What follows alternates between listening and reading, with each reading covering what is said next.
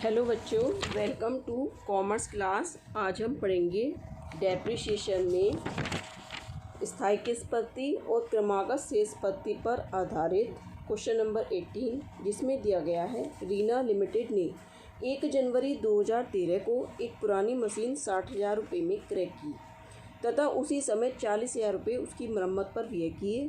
पुनः 1 जुलाई 2013 को कंपनी ने 50,000 रुपये की एक अन्य मशीन क्रय की। 1 जनवरी 2013 को क्रय की गई मशीन को 1 जुलाई 2015 को 20,000 रुपये में बेच दिया गया। 1 अक्टूबर 2015 को पुनः कंपनी ने एक मशीन 1 लाख रुपये में क्रय की और 20,000 रुपये में उसकी स्थापना पर व्यय किए।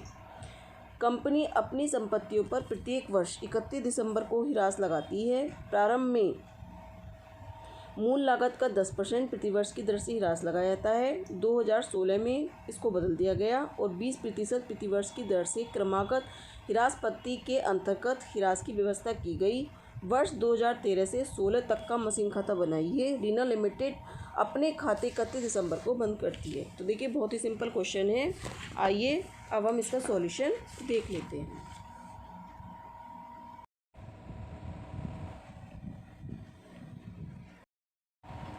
अब देखिए, सबसे पहले हम डेबिट साइड में मशीन खरीदने की एंट्री बनाएंगे।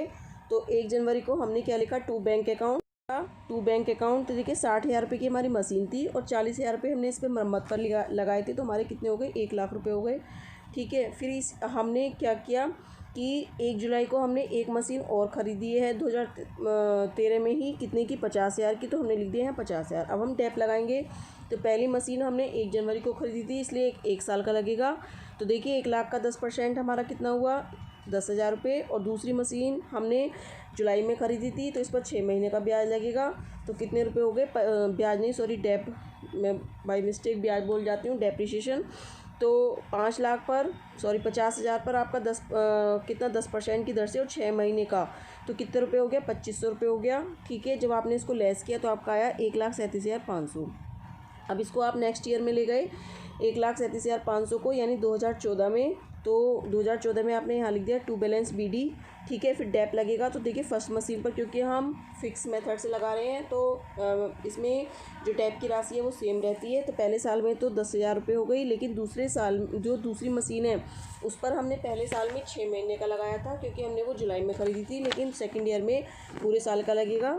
तो 50,000 का आप जब 10% लगाएंगे तो 5,000 हो गया। टोटल डेप दोनों मशीन पर कितना हो गया, 15,000 रुपये। ठीक है, अब 1,37,500 में से आपने 15,000 रुपये कटा दिया, तो आपका बैलेंसिंग फिगर कितना बचा, 1,22,500।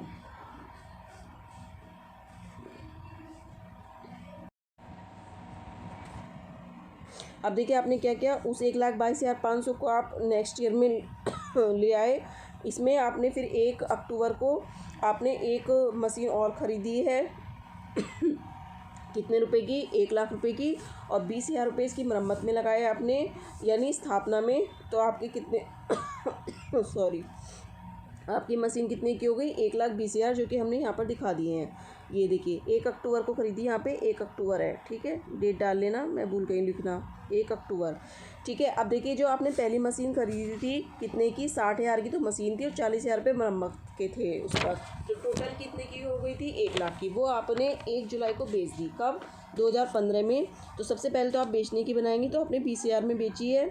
फिर देखिए, डेप लगाएंगे। तो जो पहली मशीन थी 1 लाख की, उस पर जो अभी तक आप डेप लगा रहे थे वो 10,000 रुपये लगा रहे थे 1 साल का, लेकिन आपने जुलाई में बेची है। तो जनवरी से जुलाई तक का डेप कितना हो गया, 5,000 रुपये। ठीक है, अब देखिए, इस पे P&L कैसे निकालेंगे। देखिए, डायरेक्ट निकालना बता रही हूँ, वैसे आप एग्जाम में वर्किंग नोट करके निकालना।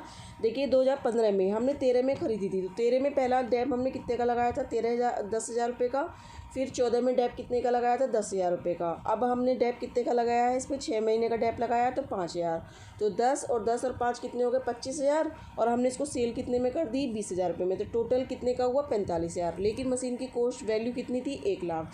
तो 1 लाख में से जब आप 45,000 रुपये घटाएंगे तो आपके 55,000 रुपये P&L हो गए। ये मैंने आपको डायरेक्ट बता दिया कैसे प्रॉफिट एंड लॉस आया। क्लियर हो गई बात, फिर से बताती हूँ। मशीन की वैल्यू 1 लाख थी, पहले साल में आपने 10,000 का डेप लगाया, दूसरे साल में आपने 10,000 का डेप लगाया, और जिस साल आपने बेची यानी 2015 में आपने केवल 6 महीने का डेप लगाया, क्योंकि आप जुलाई में वो बेच दी थी। तो पहले साल में 10,000 डेप, दूसरे साल में 10,000 डेप, और बेचने वाले साल में 5,000 का डेप, ठीक है, 6 महीने का। तो टोटल डेप कितना हुआ? 25,000 का तो डेप हुआ, 20,000 में बेची तो यानी कितना हुआ? 45,000। अब लेकिन मशीन की वैल्यू कितनी है? 1,00,000। 1,00,000 में से जब 45,000 रुपये घटाए तो आपके प्रॉफिट एंड लॉस 55,000 रुपये का आ गया। डायरेक्ट मैंने निकाला है, आप वर्किंग नोट में वहाँ एग्जाम में करके दिखा देना।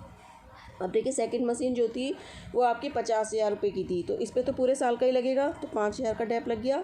अब जो थर्ड मशीन थी वो देखिए आपकी 1,20,000 थी, लेकिन आपने 1 अक्टूबर में खरीदी यानी 3 महीने का 10% की दर से लगाएंगे तो कितना हो गया? 12,000। 12,000 को 3/4 मतलब 3/12 कर दो, तो 4 से भाग कर दो, 4 तिया 12, तो यानी आपका आ गया थर्ड मशीन। डायरेक्ट निकाला मैंने, ठीक है, आप वर्किंग नोट में निकाल के दिखाते हैं। समझ में आ गया? 1,20,000 का 10% और 3/12, तो आपका कितना आया डेप? 3,000 रुपये डेप निकल के आया। बैलेंस सीडी कितना हो गया? 1,54,500। इसको आप नेक्स्ट ईयर में ले गए। अब देखिए इसमें एक लाइन दे रखी है क्या कि 2016 में इसको डेप की राशि को बदल दिया गया और इस पर किस पर लगाया गया? 20% की दर से क्रमागत हासपत्ति से लगाया गया। तो देखिए 20% की दर से लगाया गया है, तो जब हम 1,54,500 पर 20% निकालेंगे क्रमागत शेष पत्ती से तो हमारा 30,900 रुपये आएगा, और इसका जब आप बैलेंस निकालेंगे तो 1,23,600 रुपये बैलेंस निकल के आ गया। तो देखिए क्वेश्चन आपका सोल्व हो गया है। और अगर आपको कोई भी प्रॉब्लम हो, मैंने डायरेक्ट निकाला है, इसका वर्किंग नोट नहीं दिखाया, आप वर्किंग नोट वहाँ पे एग्जाम में करके दिखा देना। आपको कोई भी प्रॉब्लम हो तो आप मुझसे कमेंट करके पूछ सकते हैं। Thank you.